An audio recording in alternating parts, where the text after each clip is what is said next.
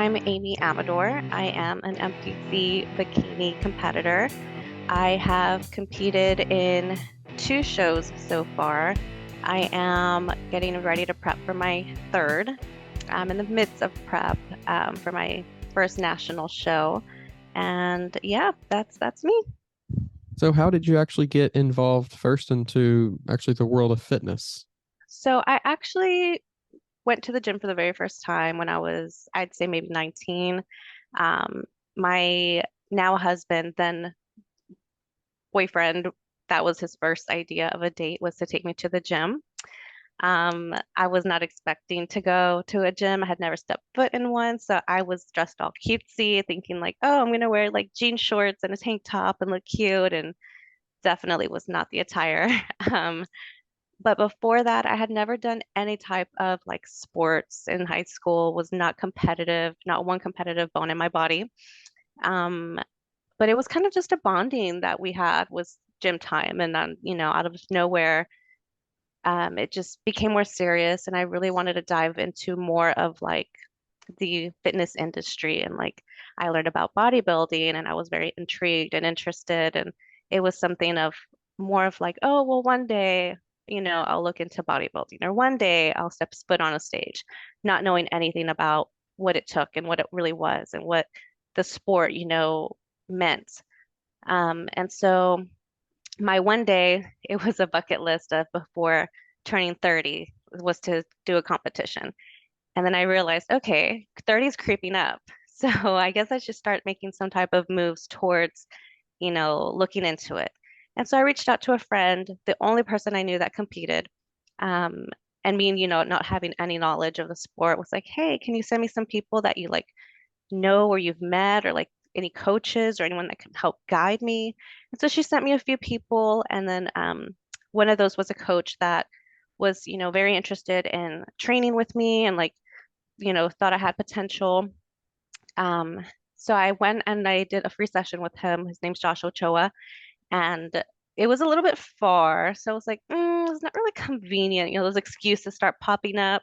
He's like, well, it's a free session. Just come and see what you think, what you like, if, this is for you. I'm like, okay, well, free, I'm good with free. So I went and I realized there was a complete difference from the workouts I've been doing to actually training with a coach, and what that entailed. And I was like, okay, this is something I definitely want to do. And since then, he truly believed in turning me into a bikini athlete. And at the time, like I said, I was never competitive. So I was like, oh, I just want to fit in with the girls. I just want to look like I belong up there. And then as time progressed, I definitely dove into the actual sport and like, okay, no, like this is a lot. Like I want to win. I want to be competitive. But that's how my journey started into even looking into bodybuilding. And it kind of just, I feel like the world and the universe all aligned. I had an interest and I wanted to, look into it, and all the pieces just fell in place, really. You mentioned that the training was different with a coach. What were some of the biggest things that were different? If you're tired of searching for a coach or trainer, somebody who knows what they're talking about and has experience, make sure you go check out the new Coach's Corner on weightroompodcast.com. You can find quality, qualified coaches to help you achieve your goals, whether that's in bodybuilding or just general fitness. Stop wasting time and start achieving your goals today. The link to the Coach's Corner is down in the description below. So I went from working out with my husband. So working out with my husband was very, very different with like the fact that he's a guy. Guys, they mostly focus on upper body. I didn't work out with girls, so I didn't focus on lower body. We hardly had leg days. So it was mostly like upper body. We're gonna do biceps and we're gonna do back and we're gonna do, traps and, you know, it was always upper body every day. Um, so once I actually like went in, I'm like, oh, like I'm so used to doing weights. I'm so used to working out. This is gonna be cake. And my first session, I was dying. I was like, oh, this is not what I don't have. I even worked out in my life. Like it made me question everything. Um, I think it's a style of intensity. It's it's at different level to train at an athlete level. It's not, you're doing 4 sets of this. It's you're doing 4 sets of this, and then you're going to push harder. And then in between, you're going to do this. And then you're going to come back and you're going to do, more. And then once you can't go anymore, I'm going to help you and push you to do more than that. And it's like the intensity level was like just above 100. And I was like ready to give 50% at that point. So I was definitely overwhelmed with the complete night and day difference of what that training and just a regular workout was. But I loved it. I loved the fact that I could push myself or be pushed to those limits that I didn't think were possible. And he, if my husband were to put a weight, I'm like, oh, I can't do that. I'm not going to do that. Let's move it up, to 20 pounds. Versus when you have a coach, they put that weight at 60, like you're gonna do 60. You're not gonna tell them no and just, oh no, I can't do that. Like it's like, okay, well, we'll see how many I can do. But you get pushed and it's different when you have someone there to like actually push you beyond what you limit yourself and you cap yourself at.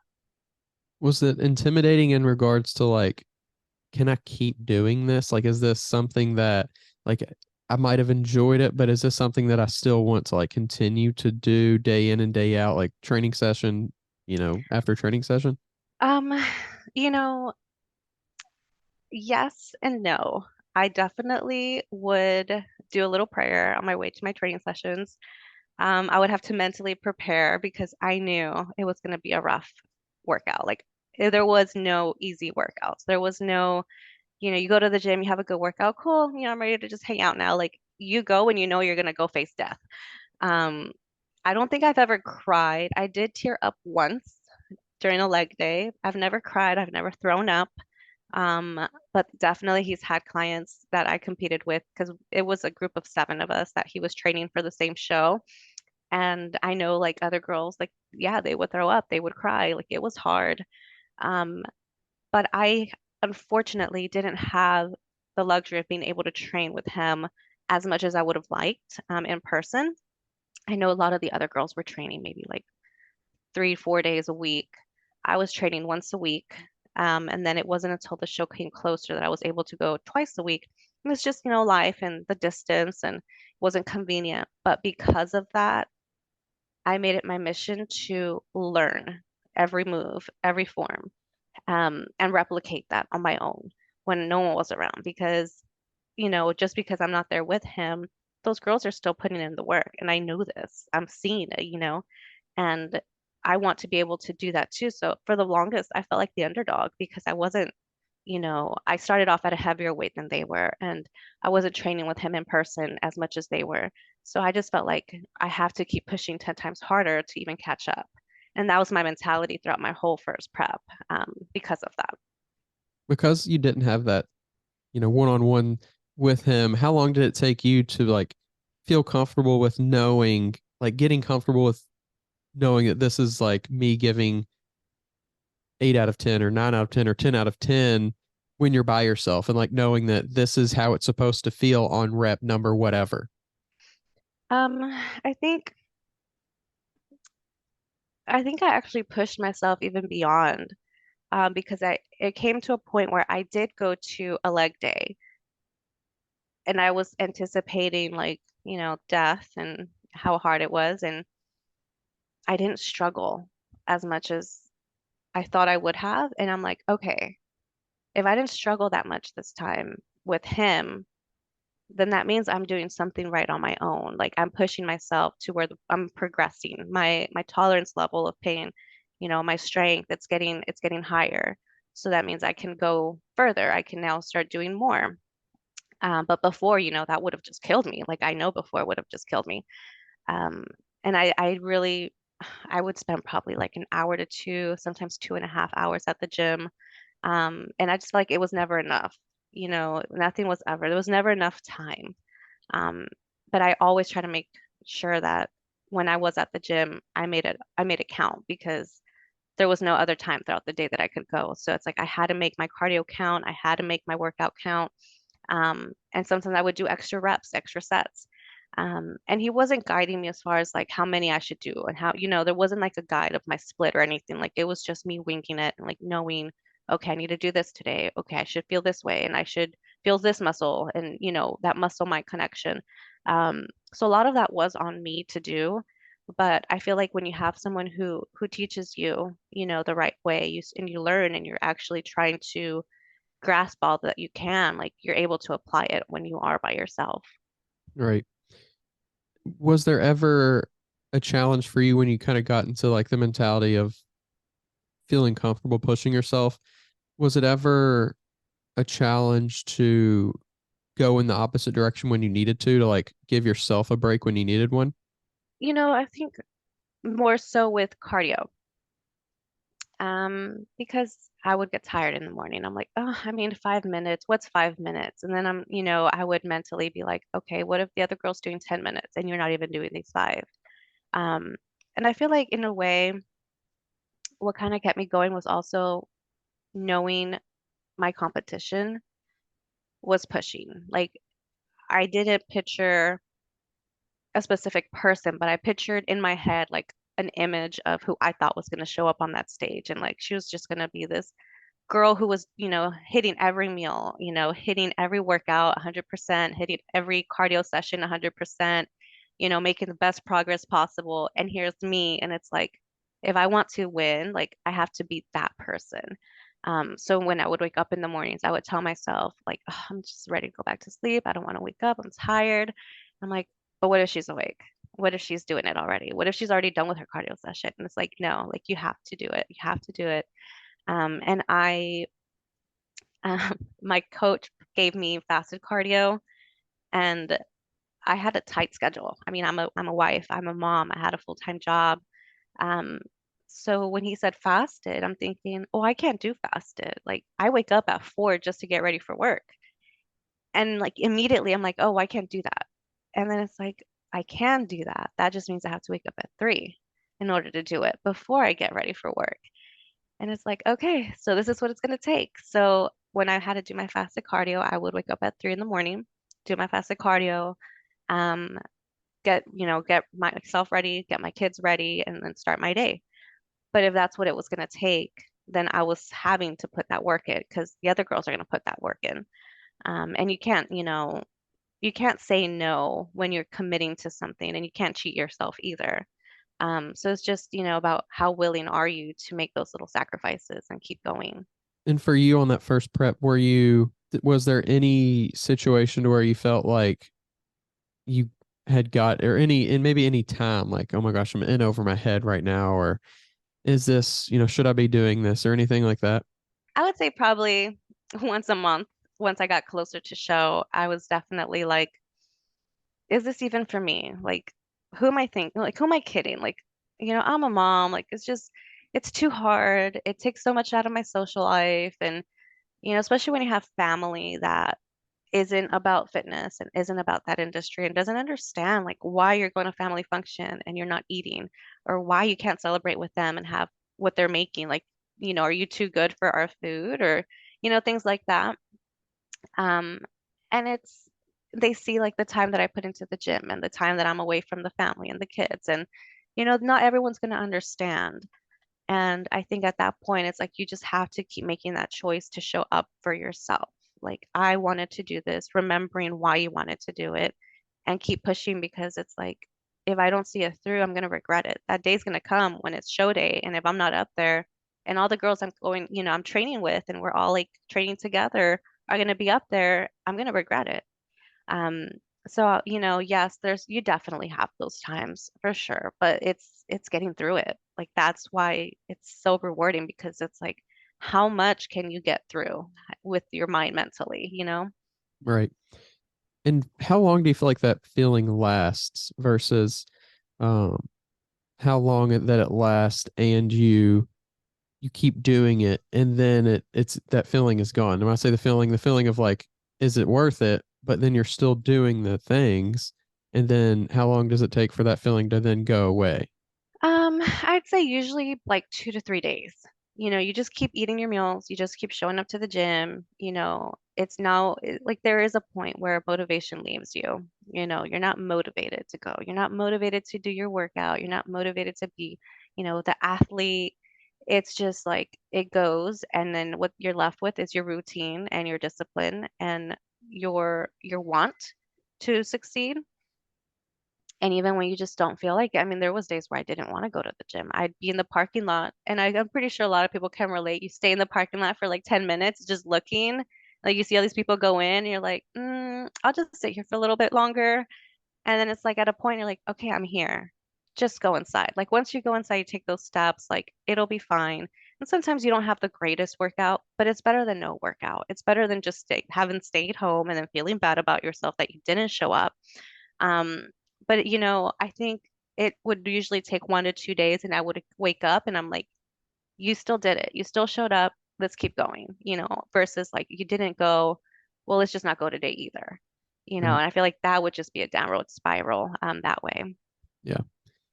And then when you get to your first show, is there did you have expectations, or was it just kind of like, let's see what happens, let's go through the process, or was it more of like, I'm expecting to be top whatever? For sure, it did not start competitively. Like I said, I wanted to just experience it, check it off my bucket list, like something I did before 30. I accomplished my goal.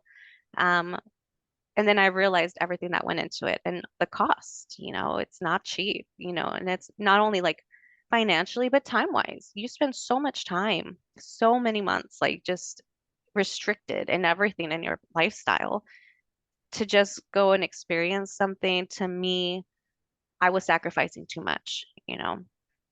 So yes, I did go in with expectations. I wanted that first. I wanted to, go into open, and I wanted to get nationally qualified, and that was the goal. So I went in expecting the first. I was expecting to win. I wanted to win. Um, and I would every morning wake up, and I would actually make a video, and I would just tell myself in the video, like, you're gonna win. Like you're doing this 3 a.m. workout because you're gonna win. And, like just manifesting it. So that was definitely something that changed, I'd say, throughout the journey was my mindset of not wanting to do it just for a win, but like more so for an experience versus actually like, no, like I want to like take home that first place.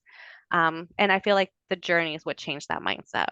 Tell us a little bit about the experience itself of actually stepping on stage for the first time. It was not what I was expecting.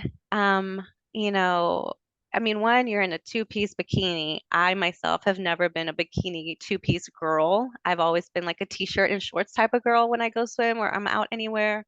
So that alone was outside of my comfort zone. And then to go and I was thinking like you're gonna, you know, I don't know what I was expecting, but it wasn't like all eyes on me. That's not what, like I go in there and I just see nothing but eyeballs staring at me and I'm like, "Oh, okay." And I don't even hear the music. I feel like my mind just kind of blacks out a little bit. I zoned out the music. Everything was white noise. And I'm trying to like think of the songs that I've rehearsed my posing to, and I'm like trying to sing it in my head so that I have some type of rhythm because at this point, like I'm just shaking, I'm nervous. My smile was shaking. I had never experienced that in my life where you're smiling and your lips are literally like vibrating on your face. And I'm like, I didn't know that was possible. But you're just so nervous that first time. And, you're like, oh my gosh, I'm literally, my entire body is shaking. Like they're going to see it, they're going to notice. Um, but for a lot of first time girls, like that's a thing, you're so anxious and nervous all in one. And you start shaking, but it's not as visible as we think that it is to the audience, which was surprising because I was thinking like they're just seeing this person just vibrate walking on the stage. Um, Thankfully, they don't notice it as much, but it was definitely a high. And I can see why a lot of people were like, "Oh, you're only going to do open? Like you don't want to do open and, true novice or open and novice to get more stage time? Like it's going to go by within seconds. You don't want to like go, have more time on stage and do something else." And so I ended up doing open and novice that year. And I was so grateful that I did because by the second time that I had to go to do open, like I was not as nervous. Like that first nervous one happened, and then I went back on stage and I was a little bit more relaxed. So definitely it goes by so quick, but it's a high. I had practiced a lot, and I mean a lot. But you get up there and it all just leaves your brain. So I definitely messed up on my posing. And I'm talking about like I was so good at posing every single day that I would practice. I would always nail it. And then I get up there and it's like, I don't know what happened. And my coach, my opposing coach, Letty Ochoa, um, she would always say, fake it till you make it. If you mess up, fake it till you make it. And so that's all that would play in my mind. I messed up and I just kept my smile on and I kept that confidence and I knew that I messed up and I just kept going and I tried to recover, which whether they noticed or not, I don't know. I mean, they're not going to know everyone's routine. They're not going to know, oh, she missed that step that she's been practicing because they weren't there for the practice. I could have just made it up on the spot. As long as you show that like confidence and that elegance and that flow is viewed, that's like a recovery. But I know I messed up and I was so disappointed and I was so upset with myself because it's like I've practiced it so many times, time and time again, and then the nerves just got me. Um, but I am glad that like I said, I was able to get stage time, not just for the novice, but also for the open. So by the second time around, I nailed it. I nailed that one. But I definitely had to get those jitters out. But it felt a little robotic, I'd say, just because of the nerves. Like that changes everything. I guess when I practiced, I wasn't practicing in front of a full audience. So I was like just, thinking to myself in the mirror and I'm looking and the judges' faces aren't like, oh, like, good job. Like, no, they're just like looking at you, staring. And you're like, I don't know if that's good. I don't know if it's bad. There's no facial expression. So you just don't even know what to go by. It's like I'm smiling at someone who's just staring straight face at me. So it's like, it's weird. But you get used to it, I guess, after, so many times. So after that show, what were your thoughts and feelings surrounding, moving forward in the sport? I definitely knew that it wasn't going to be the end. I knew that I wanted to do it again.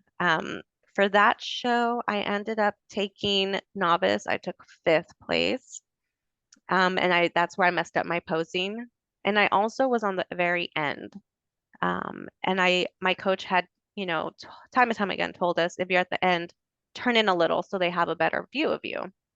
The nerves made me forget that. So I did not turn at all. So I had a fifth placing there. And then for the open class, I was like I landed just miraculously. I landed in the middle. And obviously that is a way better view than on the side. So I took second with that one. And I was upset. Obviously, you have those expectations and it's like you fall short by an inch, and that it was like I have to do this again. Like I have to do this and I have to do it better. Um, so I feel like it lit a fire of anything to want and to want to continue and to want to keep pushing. Because it's like to know that you're so close and you fell by like a little inch. It's like, no, it was right there. I have to go back and do it again. This podcast is sponsored by Smoking Gun Coffee, a veteran-owned coffee company that strives to give back to those in need. Don't forget to use code TWR10 for a 10% discount at checkout. And whenever you do like have that experience and you come off of that, do you feel like that particularly you put pressure on yourself to try to raise the bar or to try to you look for that next thing that's like, how can I get over that hump? Or do you think, or maybe it kind of changes over time too with what, feedback you get and stuff, but is it maybe like I just need to be more I just need to continue with this, be consistent, and then come back, do the same things, just be consistent? Like which one do you feel like it was for you? Mine was definitely raising the bar. Mine was you need to work out harder. You need to, make your cardio more intentional. You definitely need to raise the bar. My goal was to make my comeback. And I think every competitor's goal is to come back better than you did the year before or the show before. You don't want to come back the same because the same got me second. And I needed something bigger, something better to come back and win if that's what I was wanting. Um, and so with that show open, with my first show, alone, like that's something that not a lot of people will get first place in their first show. And I was told by many people, like, look, you might get fifth, you might get sixth, you might get 10th, like, regardless, like, that's going to leave you room to grow and, like, push, like, don't set yourself up for failure where you're going to be disappointed with your placing. Um, but I was in the middle. and I stayed in the middle, and I knew that was a good thing. And it wasn't until the last 5 seconds that they switched me, and then they took us off stage. And it's like those last 5 seconds, like I could have, I don't know what I did wrong within those last 5 seconds that they switched me. And it was like I fell short, and I was so disappointed, and I felt like, oh, like I had these expectations to get first, and it was right there in my grasp, and I fell short. And so I knew that going to this next show, it hit me when I was deciding to do the same exact show a year later. There's not much room to grow. I got second. The only room above that is first. So Right. like I felt a pressure for sure, because it's not like, oh, well, she got, she placed fourth her first show in open. Like if she placed, anything above fourth is success. You did better. But there's only one placing above second. And so my mind was like, well, what if you place third this time? Or what if you don't even place, top five? So like, your mind will play all these tricks and tell you all these things. And I started freaking myself out, the closer I got, because I'm like, people expect me to get first. Everyone I would see be like, oh yeah, you got this. You're gonna get it first. Oh, you're gonna win. And I'm like, all these people believe in me. Like, what if I don't, deliver? And then if I don't get first, then I'm gonna fall short. If I get second, I'm gonna fall short. So it was a lot of pressure for sure. Um, but I feel like at the end of the day, you do it because you're enjoying what you're doing. It's not for the prize, it's not for the placing, and no one else is going on that stage but me. Um, so I had to really use that and like acknowledge and take it in and be like, okay, if you don't get second and you don't get first and you get third, it's still okay. Like you will still learn something from it. You will still be able to continue going and it'll be okay. But yeah, the pressure definitely gets to you the closer you get to the show. Yeah. And how long do you think it took you to gain that perspective of like this is a long-term sport? I'd say I definitely understood that more my second time, during this last prep. It's like, okay, every time I came in a lot better my second show than my first. What will my third one look like? What will my fourth one look like? Like, I see these girls, I see these Olympians. They didn't wake up like that overnight. I mean, some of them did probably, but there's some Olympians who they're so fantastic that they can go and get their pro card within their first starting their first show and ending that year with their pro card because they can just, they're at that level, and that's awesome. But I know that I'm not. Like I know I need work. I know I need to build. I know I need to grow. Um, and it's fun. It's fun to know that you're able to do that. Like that's the luxury of building your body is that you can build it and mold it into that. And that does take time. It takes time to build muscle. And that's why it's like if you're just in it to just get a trophy and you're not enjoying all your workout sessions and like the work and that it takes to build, like that's where it's at. Like you can stay shredded, you can stay lean, but it's the building part that was the game changer because you want to build that muscle. You want to be able to be at that level. And in order to do that, you have to go through that process. And so knowing that that process takes time is actually a comfort to me. Like it brings me comfort to know, like, just because I'm not there yet now doesn't mean I won't ever get there. It means I have work to do. And so that excites me actually. Yeah. And I think it gives you like a that long-term view. It gives your brain like an opportunity to plan for the long term too. Like if you're Yeah. only in it for this next show, then you're willing to probably do stuff that's going to harm your second, third, fourth, 18th show. Yeah. Like your true potential, like you said, isn't probably going to be realized within a year or 2 years Hmm. or for most people 5 years. A lot of the people that I talk to, the Olympians especially, like they'll talk about how they didn't reach the stage until 10 years, 15 years, 20 years in. So Yeah. it's a long-term thing, and like you said, you have to be able to enjoy it. But what are some of those things that you do or that you changed up that you're like raising the bar? You mentioned raising the bar. What are some of those things, whether it be within your training, diet, recovery? I would say definitely I push myself to go heavier in the weights now. I feel like before it was more, I was so focused on like the reps and making sure that the intensity was there and the intensity was high. But I feel like, in order to grow, I do have to go through that process and break that muscle and tear it down and let it rebuild. And I have to push, heavier. And I feel like a lot of bikini girls starting out are very like, oh, well, we're bikini. We don't have to lift heavy. We don't have to, we just have to go light and lots of reps. But it's like if you bikini, if it's not the same as it was, even just a few years ago. It's changed so drastically. And yeah, we are required to have muscle if you want to get to that pro level. Um, and so I definitely push heavier weights now. I'm not intimidated by, you know, those heavier sets and that building. So I've been working on that. And my cardio, I feel, has definitely kind of not so much lessened, but it's not like the biggest part of it. And I feel like my diet has also changed as far as like I'm not, you know, in a calorie deficit to the point that I was before. I feel like it's acknowledging that there's a lot of different factors that have changed from my first prep to my second prep, and will probably change to, my third prep, and what that requires. And my body alone has changed. I'm able to intake more carbs and do less cardio and still produce a better result than I did my first time around, where I needed to, be more in a deficit with that. And I feel like it's just your whole body's transitioning and you start learning what your body can handle and what it needs and what it doesn't need and what does it good and doesn't.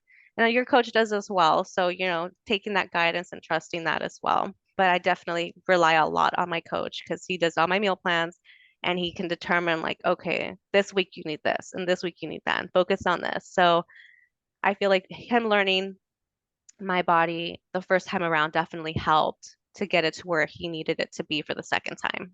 Along those same lines of learning, what do you feel like you've kind of learned the most about yourself throughout this whole process? That I'm resilient, that I'm more resilient than I thought I was. Um, and my coach will tell you, I tried quitting like 5 times this last prep. And I would call him and I'm like, I can't do it. I'm just not going to finish. Let's just move the show. And I just don't know if it's going to happen this year. And, life happens. Life happens and it hits you and it hits you hard. And his advice was like, look, this has happened, but what are you going to do? Are you going to dwell on it every day, all day? Or are you still going to have time to go do your workout? And at least that is time that you're investing into yourself. And you're working on yourself. And it's also an out, you feel like you're able to get some stress out when you do work out. So I'm like, no, like I'm not going to sit here and just think about it the entire day either, for now till show day, like it doesn't make sense. So I would listen to that advice and he like, just sleep on it. Sleep on it and we'll talk tomorrow. And so tomorrow would come and I'm like, no, like I got this. I can do this. I can handle it. It's a lot, but it's manageable and you just get through it. And I learned that even when I want to quit and you get those moments of weakness where it's like, I throw in the towel, I'm done.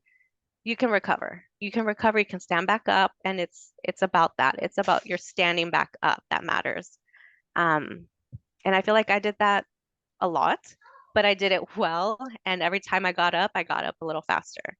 So that's what I learned. I learned that, just because I'm down, I'm not going to stay there. I would say you build a confidence, and it's like knowing that you're tough enough to overcome certain things in life. And especially when, a lot of people are like, oh, you're just on prep. Like, that's not a big deal. Bodybuilding is not a big deal. It's just a bunch of grown-ups working out, winning prizes, and that's it. And it's not about the show. It's not about the trophy. Like that's why they say it is literally about the everyday. It is in the little challenges and like overcoming your want to sleep when you have to do your fasted cardio and still pushing through and getting up because you're strong enough to mentally like make that choice. Even though the easier choice is to just stay in bed because it's warm and cuddly. And you have to walk across, especially the days that it would rain, because I live in an apartment, so I would have to walk across the parking lot to the apartment gym. And when it's raining, my mind's like, oh, it's raining. You don't have to do it today. You're gonna get wet. Like, no, that doesn't make sense. Let's just stay here. And it's like, no, like I still have to go. This just because it's raining doesn't mean, my calories are still gonna be there. I still have to burn these calories. Um, so it's just like battling your mind every single day, and your mind will fight you the whole way. And that one thing I started practicing is asking myself when I get those moments of weakness, it's like, especially with food or like, if I see something and, because I have my family and they're not on a diet, my kids are not on a diet. So when they're eating something and I'm eating my meal prep and it's like, they're like, oh, you just want to buy? In my head, it's like, okay, is this going to help me or is it going to set me back? And it's like, no, it's going to set me back. Like I'm thinking of all the work I've done and that's just going to erase some of it. So it's like, it's not even worth it. I'm like, no. Um, but that's something that I always ask. It's like, is this going to help me or is it going to set me back? It takes a lot to kind of like not cheat your mind, but convince your mind and like argue with your mind because it's your mind. Like no one is telling you except your voice in your head that's like, oh, you're driving. Oh, Starbucks is right there. Let's just go get a regular sugared coffee. It's like, no, you're literally fighting with your mind saying, no, we're not going to do that. And there's no one there sitting next to me saying, hey, let's go hang out. Let's go do this. It's like your own mind is like your worst enemy at some points. But you just have to keep fighting through. And it's like knowing that I have that control builds a confidence. And it's like, okay, I'm tough enough to like fight my mind all day. I'm tough enough to keep to my routine and do what I got to do. It does give you more courage and more confidence to like keep pushing and like even in work and like other areas in life. It's like, okay, I can do this. I can handle this. So I definitely feel like bodybuilding has helped in more aspects than just in the gym. I think too that a lot of people have a misconception that if you are in the gym or if you look fit, that you're just lucky because you don't have that thing within your mind telling you not to do it or trying to convince you to do something else. Being surrounded by people who, that's not their thing. Especially like I'm Latina, so a lot of my family is very about food. Like food is love. And if you don't eat my food, then you must not love me. So when I go to gatherings, they're like, "Oh, you're too skinny. I'm worried about you." Like, I don't know. You don't look healthy, you've lost too much weight. And it's like, why are you doing this to yourself? You're looking miserable. Like just, stop what you're doing. And there's not that understanding. And I don't expect that understanding because that's not a lifestyle they've ever been familiar with. Um, and you're doing bikini, which is like you get to the leanest of the leanest, and you're so tiny. So yeah, you do look a little sickly once you get closer to prep. I mean, to show day. Um, but it's like explaining it to them. Um, yes, I'm not, yes, I'm hungry. Yes, I would love to eat some donuts and some cake and like some tamales, but I also have a goal that matters more. And they're like, well, what's so important about like what is it that you do? You just show up and it's just a show. Like they've never been to one. So they don't know what it's like. They don't know what I do. They don't know what to expect or why I'm doing what I'm doing. But it's even though like they make it so easy to like, oh, it's just a bite. Oh, it's just a little bit, just have it. It's like, no, like I acknowledge my goal. I am standing behind what I'm doing. And even though sometimes I don't like what I'm doing because I'm hungry and it's easier to stop doing it, doesn't mean I'm going to. Like I'm still going to put that goal before that, and commit to that because not only would I be cheating myself, but I'm also, wasting my coach's time, who's putting all this effort and time into building and molding this look that he wants to present on stage. And, it is a collaboration, I feel, between a coach and his athlete. So if I just cheat, I'm not only cheating myself, but I'm also cheating the person I'm paying, to get me to where we are trying to get together. Right. As well as, I mean, just from what other people say, like your your family, your friend, like the people that you're kind of putting on the back burner for in some senses, like if you were to cheat on your diet or if you were to skip that session, the training session, it's like to what degree are you like in some ways disrespecting them because of that as well? Yeah. And no, I definitely feel like you have to have a balance with your family because those relationships are still going to be there at the end of show day and they're still going to matter. And you don't want to just like burn that bridge and like completely destroy your friendships. And, I feel like a lot of that happens the first time you start to experience all that. So you start learning from it. I definitely feel my first prep, I was very hangry. My husband had to deal with so much of my hangriness where he was like, I don't know if I want you to continue to do this, because I don't like who you are right now. But I definitely realized, okay, if this is something I want to continue doing, I have to change. I have to be better. I have to, they didn't choose this. I did. And so I shouldn't take it out on them because I'm hungry and I'm tired and I have no energy. Like this is still at the end of the day my choice. And my kids too, they would know I'm on prep. Like they want, oh, let's go get McDonald's. I'm not gonna say no because I don't want to be in a car full of fries just because I can't have any. And it's like, no, like I have to tough it through. And like it's the cutest thing. My daughter, she knows that I'm on prep. And so we'd be at the grocery store and I'm like eyeing the chocolate as we're checking out. She's like, don't even think about it. And I'm like, sorry. Or she would remind me, she's like, Mom, you're on prep. Don't look at that. Don't smell that. Um, and it's really nice to know that I'm doing something and they're watching, and it's something that's good.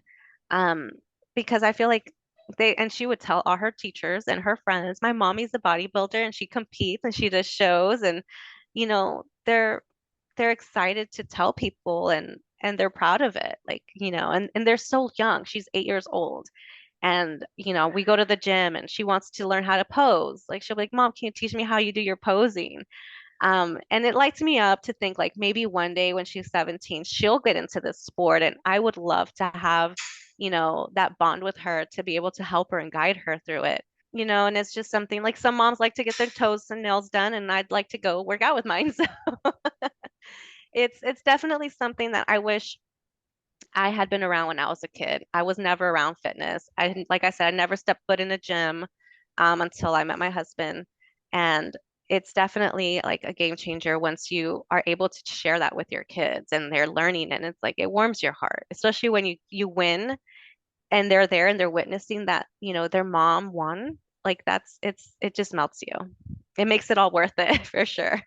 I really appreciate you coming on and sharing about your Thank experience. you. Yeah. Thank you. I'm was a pleasure to be on here. So definitely enjoyed it. Thank you so much. Thank you as well. And if you want to, before we head out, share your social media or anything like that, you can go ahead and do that. Yes. And everyone always makes fun of me because I don't know it. So my Instagram is triple.a.fitness_17, Amy Amador. Triple A, Amy Amanda Amador. So I made the longest Instagram handle ever, apparently.